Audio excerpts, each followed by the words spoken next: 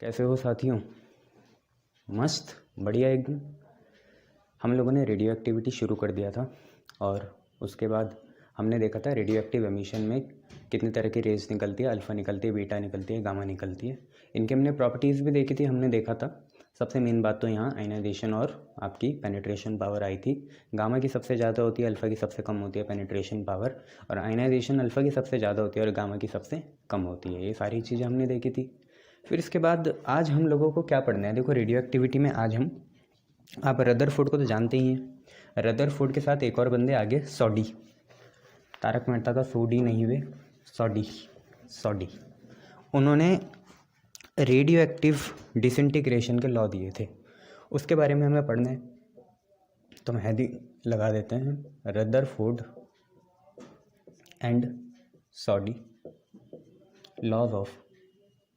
Laws of radioactive disintegration.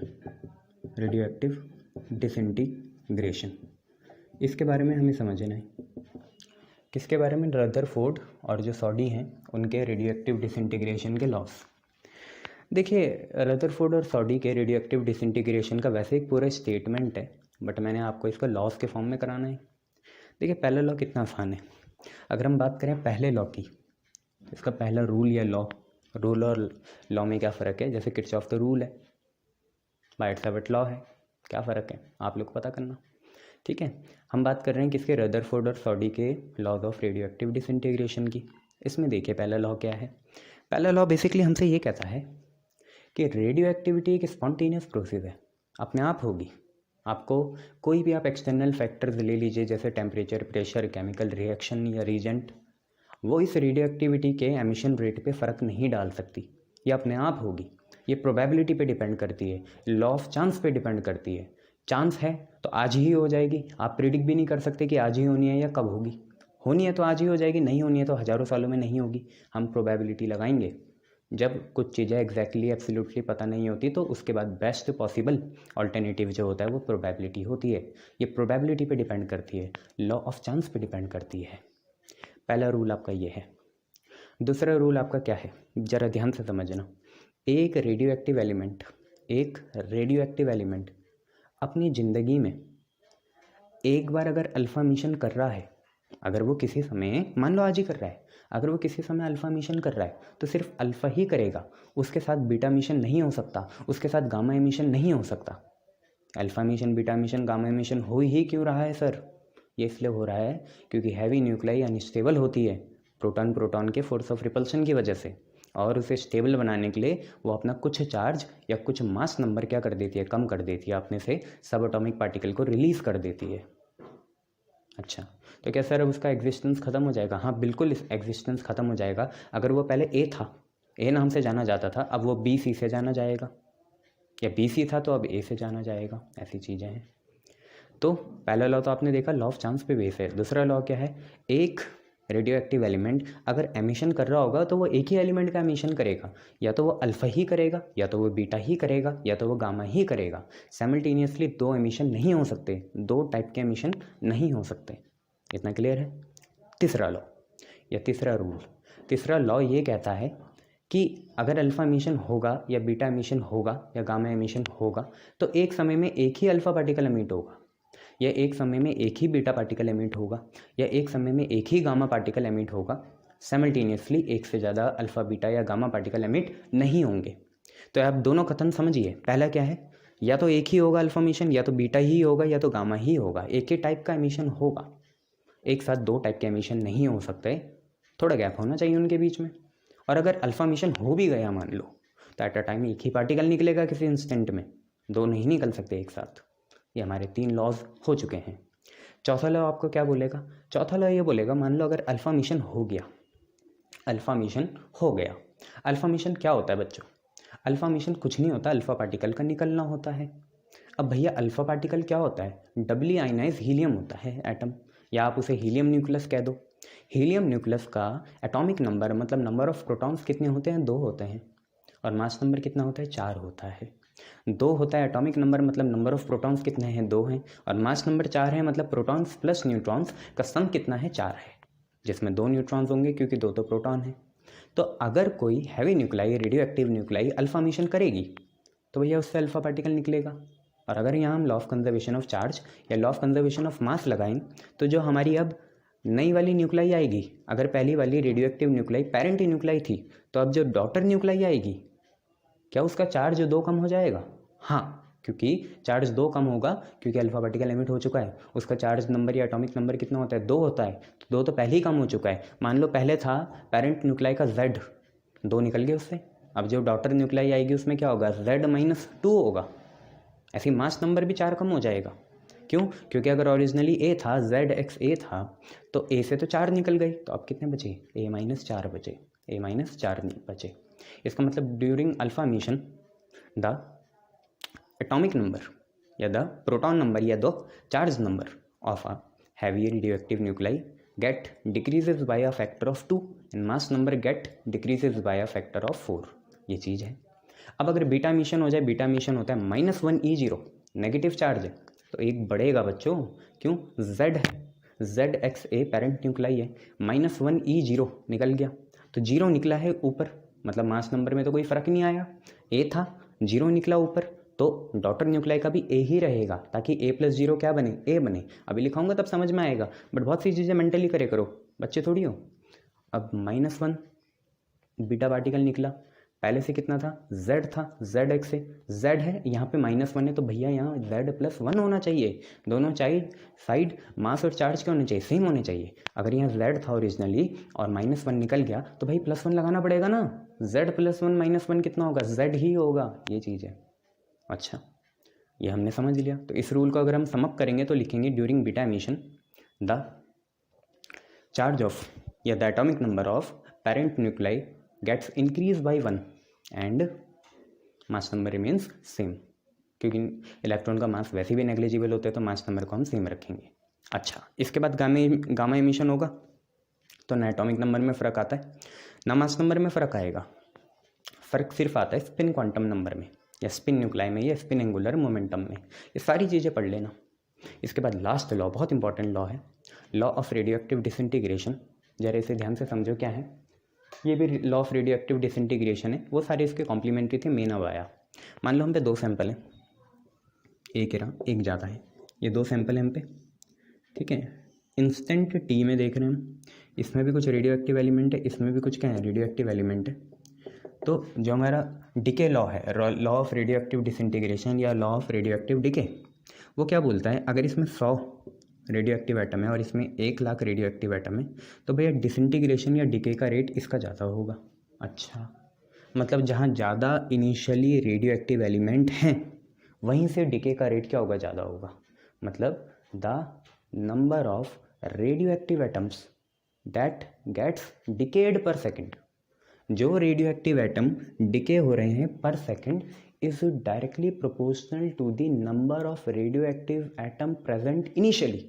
जितने radioactive atom असली में इनिशियली प्रेजेंट होंगे वैसे ही रेट होगा। मतलब सिंपल सी बात यह है कि अगर ज़्यादा एटम्स पहले प्रेजेंट हैं तो डिके का रेट भी ज़्यादा होगा, और कंपैरेटिवली कम एटम प्रेजेंट है तो डिके का रेट भी क्या होगा? शॉर्टर होगा, या मोर टाइम कंज्यूमिंग होगा, या स्लोअर होगा। ये बातें हैं। तो इन सब को समअप करेंगे और लिखना शुरू करते हैं, ठीक है। तो यही आपके रदरफोर्ड और सॉडी के laws of radioactive disintegration हैं। चलिए शुरू करते हैं। तो पहला तो है प्रोबेबिलिटी ऑफ चांस या लॉ ऑफ चांस पे बेस, उसको हम समअप करेंगे तो लिखेंगे radioactivity is an spontaneous process. Radioactivity कैसी प्रोसेस है? स्पॉन्टेनियस प्रोसेस है। तो radioactivity is an spontaneous process. Radioactivity एक कैसी प्रोसेस है? स्पॉन्टेनियस प्रोसेस है, मतलब अपने आप होगी। Which do not depends upon external factor, which do not depends upon external factors like temperature या प्रेशर, ठीक है। ये इन फैक्टर्स पे डिपेंड नहीं करेगी, स्पॉन्टेनियस प्रोसीजर होनी अपने आप हो जाएगी। और इन फैक्टर पे डिपेंड नहीं करेगी। एक्सटर्नली आप टेम्परेचर बढ़ा सकते हो, प्रेशर लगा सकते हो, केमिकल रीजन डाल सकते हो, उनसे कोई फ़र्क नहीं पड़ेगा।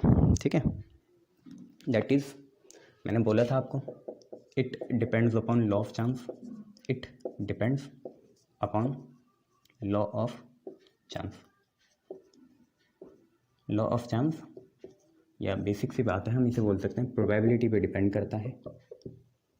ठीक है, ये चीज़ है। चलिए, और कुछ जोड़ना है बच्चे इसमें? मतलब आप समझ जाओगे। अगर मैंने बोला कि रेडियो एक्टिविटी एक स्पॉन्टेनियस प्रोसेस है और एक्सटर्नल फैक्टर जैसे टेम्परेचर, प्रेशर से इस पर कोई प्रभाव नहीं पड़ता। दूसरी बात क्या है, ये लॉ ऑफ चांस या प्रोबेबिलिटी पे डिपेंड करती है। मतलब it is impossible to predict, it is impossible to predict, predict नहीं sir, predict, it is impossible to predict whether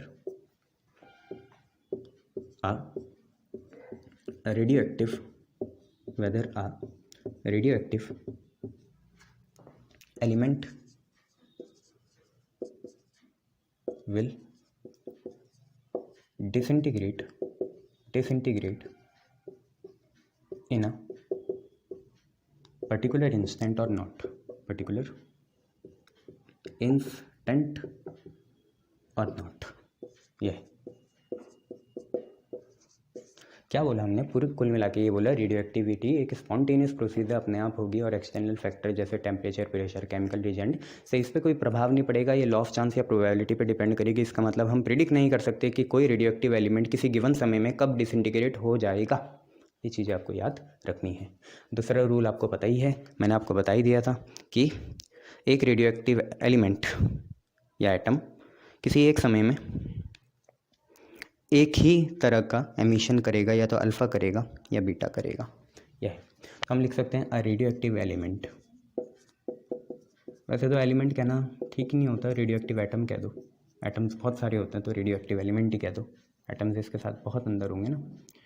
तो अ रेडियो एक्टिव एलिमेंट एक फिजिकल क्वांटिटी होती है बच्चों, केमिकल नहीं होती। ठीक है, a radio active elements, physics से लेना देना है इसका। A radioactive elements can never emit two types of radiation simultaneously। इसका मतलब क्या है कि कोई रेडियोएक्टिव एलिमेंट कभी भी साइमल्टेनियसली, मतलब एक साथ दो तरह के रेडिएशन एमिट नहीं कर सकता। जैसे अल्फ़ा बीटा होगी या बीटा गामा होगी या गामा अल्फ़ा होगी, एक साथ नहीं करेगा। ठीक है, that means at any given instant either alpha और बीटा और गामा विल emit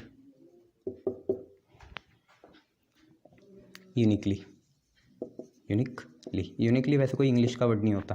ठीक है, पर लिख लेते हैं क्या चाहता है। तो एक रेडियोएक्टिव एलिमेंट है, वो कभी भी साइमल्टेनियसली, मतलब एक साथ दो रेडिएशन एमिट नहीं कर सकता, दो तरह के एमिट पार्टिकल्स नहीं कर सकता, दो तरह के मतलब आपके सब एटॉमिक पार्टिकल्स हैं, इन्हें एमिट नहीं कर पाएगा। इसका मतलब या तो वो अल्फ़ा ही करेगा उस पूरी रेडिएशन के समय, या बीटा ही करेगा, या गामा ही करेगा। अच्छा, अगर ये फिक्स हो गया कि वो एक ही तरह की एमिशन कर रहा है, या तो अल्फ़ा ही कर रहा है, या तो बीटा ही कर रहा है, या तो गामा ही कर रहा है, तो ऑल्सो मेन बात यह है कि एट अ टाइम निकलेगा भी एक ही पार्टिकल। अगर ये फिक्स हो जाए कि कौन सी तरह की रेडिएशन एमिट होगी, अल्फ़ा या बीटा या गामा, फिक्स कर दिया तुमने, मान लो बीटा एमिशन होगा और तुमने फिक्स कर दिया, तो अब बीटा पार्टिकल एक गिवन इंस्टेंट में एक ही निकलेगा, मोर देन वन नहीं निकल सकता। ये भी आपको याद रखना है। ठीक है, also at a given time only one of the alpha या बीटा या gamma particles will be emitted। मतलब पहले तो एक ही निकलेंगे, एक ही तरह की निकलेगी, और उसी एक ही तरह में सिर्फ एक ही तरह का पार्टिकल या एक ही पार्टिकल निकलेगा किसी गिवन समय में। कन्फ्यूज़न हो रही है? दोबारा समझा दूँ। पहले तो ये डिसाइड करना पड़ेगा कि एक ही तरह की रेडिएशन निकलेगी, होता ही यही है, एक ही तरह की रेडिएशन निकलेगी, और उस रेडिएशन के भी गिवन टाइम में एक ही तरह का पार्टिकल निकलेगा या एक ही पार्टिकल निकलेगा। ये आपको याद रखना है। चलिए, जब ये दो हो जाएं, ठीक है, इसके बाद तीसरा देखिए क्या है। तीसरा ये है कि ड्यूरिंग अल्फा मिशन के टाइम क्या होगा। यहीं पे आप अल्फा डीके भी देख लेना। ऐसा तो यहाँ बताना नहीं चाहिए, पर मैं यहीं कवर अप करा दूँगा। नहीं, मैं ज़्यादा डिटेल में नहीं जाऊँगा कि कहाँ law of conservation of mass violate करता है या नहीं करता। हम लोगों को इससे क्या मतलब, हमें तो बोर्ड पार करके चले जाना है। अगर तुम ऐसा सोचते हो तो ज़िंदगी में आगे कभी बढ़ नहीं पाओगे। जो समय है उसे खुल के डिवोट करना है। किसी भी चीज़ को अगर आपने दिया है, बेमन से नहीं करना है। तो तीसरा ये है, during alpha mission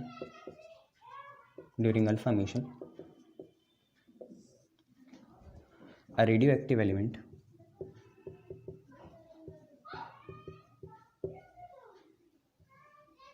have the following changes।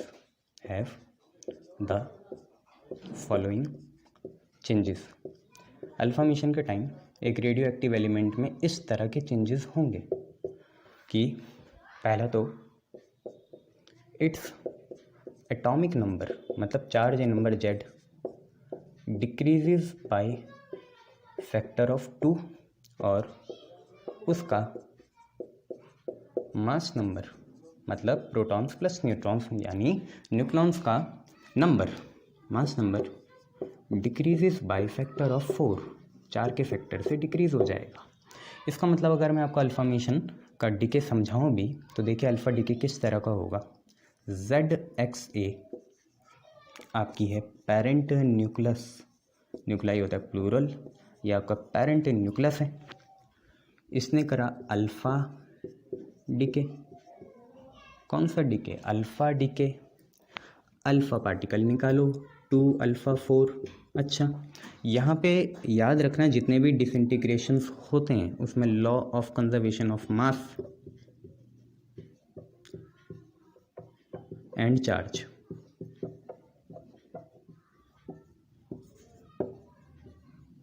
Valid होगा। ठीक है, law of conservation of charge and mass valid होगा। हाँ, वो बता दूंगा न्यूट्रिनो में क्या हाइपोथेसिस है। बात की बातें हैं अभी यहाँ देखो, थप्पड़ मारूंगा, उल्टी बातें नहीं। यहाँ देखो 2 अल्फ़ा 4।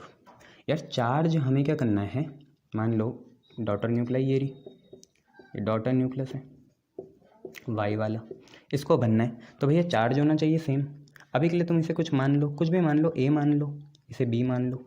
तो ध्यान से देखो, जितना चार्ज रिएक्टेंट साइड उतना ही चार्ज प्रोडक्ट साइड, तो कुल मिला के A+2।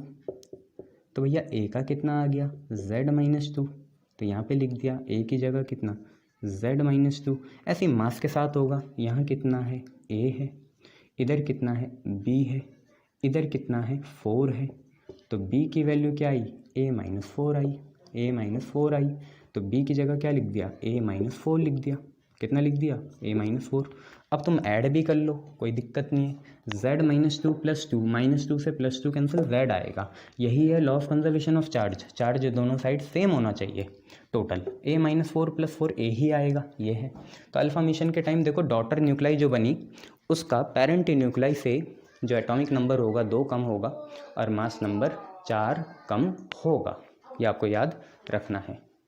अच्छा, चौथा जो है वो देखते हैं। अल्फा डीके हो गया ना। During beta mission a radio active element have the following changes, its atomic number increases by 1 and its mass number A remains same रहता है, चेंज नहीं होता। क्यों नहीं होता वो देखो जरा, क्यों नहीं होता।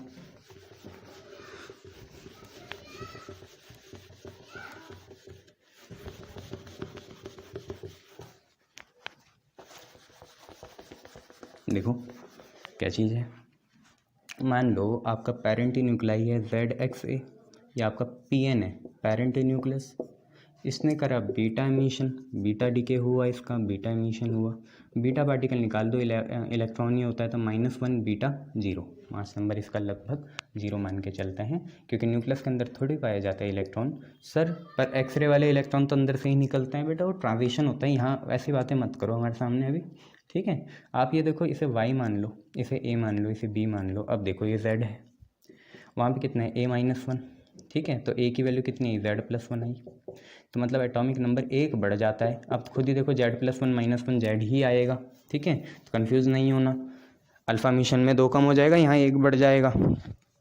मास नंबर में क्या फ़र्क पड़ेगा, अल्फ़ा मिशन में 4 कम हो जाएगा, यहाँ वही रहेगा। देखो A = B+0, तो B की वैल्यू सीधा A आ गई। ये आपकी डॉटर न्यूक्लाई है DN, ठीक है, ये है। तो अल्फ़ा मिशन, बीटा मिशन देख लिया आपने, क्या क्या होगा, गामा मिशन।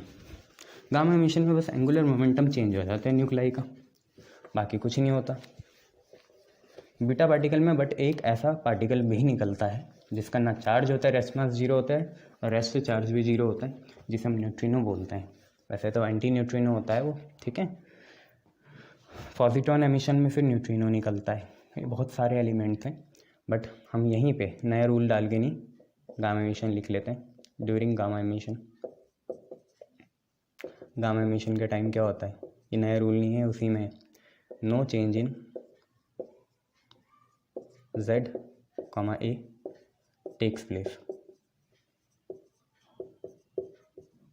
ये कोई चेंज नहीं होता Z और A, ओनली एक समझ लेना यहाँ पे चीज़, जैसे इलेक्ट्रॉन के एनर्जी लेवल चेंज होते हैं ऐसे ही न्यूक्लियस के भी लेवल होते हैं। तो nuclear level transition, nuclear level की ट्रांजिशन आती है, हायर क्लास का है, बट क्योंकि यहाँ देखो बोल तो दिया इन्होंने, थ्योरी नहीं दी इसको सपोर्ट करने के लिए, तो हम भी इतना ही रख के रखेंगे कि during nuclear only nuclear level transition, या स्पिन क्वांटम नंबर, या एंगुलर मोमेंटम चेंजेस।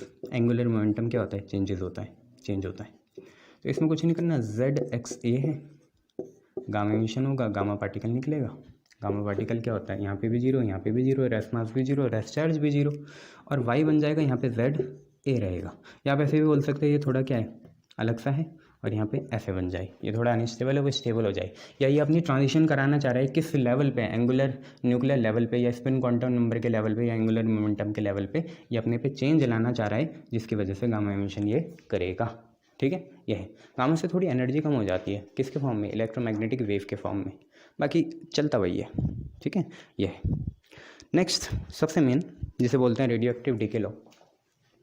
ये आपका देखो पहला ये हो गया, दूसरा वो हो गया, तीसरा ये करा था, चौथा ये, चौथे के अंदर ये था, यही से 5वां मान लेना है ना, क्योंकि अल्फ़ा का अलग लिखा, बीटा का अलग लिखा, तो इसे 5वां मान लेना। छठा लॉ आएगा, छठा लॉ देखिए क्या है, छठा लॉ होता है radioactive decay law, radioactive decay law, ये आपका छठा होता है, रेडियो एक्टिव डीके लॉ। क्या बोलता है ये कि the rate of disintegration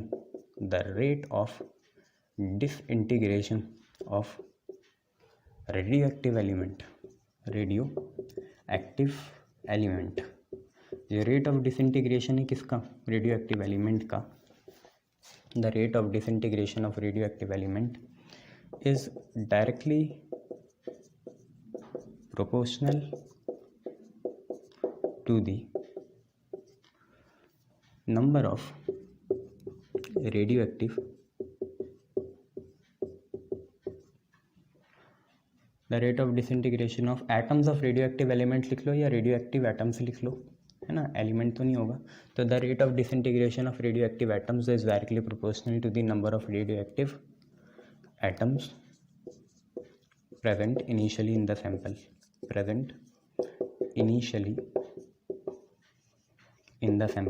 sample में जो इनिशियली प्रेजेंट हैं, क्या चीज़ भैया, रेडियो एक्टिव एटम्स, उनसे पे डिपेंड करेगा, ठीक है। तो जो रेट होगा, रेट ज़्यादा कब होगा, जब ज़्यादा एटम्स प्रेजेंट हो, कम कब होगा, जब कम एटम प्रेजेंट हो, ठीक है। तो नंबर ऑफ एटम्स या the rate of disintegration of radioactive atoms is directly proportional to the number of radioactive atoms, ठीक है, present initially in the sample at that instant, उस समय जितने हैं उसी पे, मतलब सिंपल सी बात है, more the number of atoms, जितने ज़्यादा नंबर ऑफ एटम्स होंगे कौन से साइड, रेडियो एक्टिव, मोर या फास्टर लिखो, मोर तो कुछ नहीं होता, ज़्यादा थोड़ी होगा, फास्टर होगा, faster, Tej, faster is the decay, ठीक है, एंड वाइस वर्सा। जितने ज़्यादा एटम्स होंगे उतने ही तेज उनका डिके होगा। ये आपका है रेडियो एक्टिव डिके लॉ। इसके डेरिवेशन करेंगे, सिंपल सी बात है इतना सही।